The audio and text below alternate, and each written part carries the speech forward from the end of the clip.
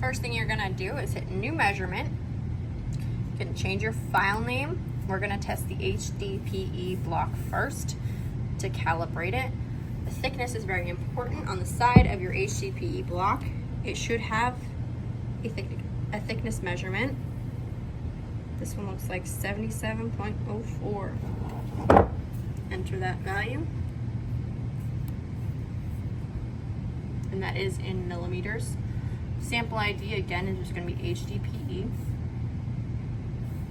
The date paved can be, for this case, it's going to be today's date.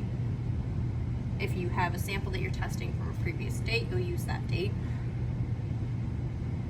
And you're going to hit collect. First measurement is a background measurement. And put your second Delrin on top and line it up, pinch the corners. Hit the button to start the measurement. Next is metal plate. Take the Delrin off. Metal plate on. Make sure that it's flush with each side. Hit the button. Metal plate's complete. Remove it. Add your HDPE puck.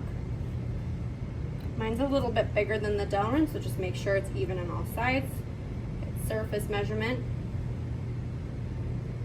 Surface plus metal plate. Add the metal plate on top of your sample. Hit the button, start the measurement. The value should be 2.35 plus or minus 0.05. We have 2.304, which is within that tolerance.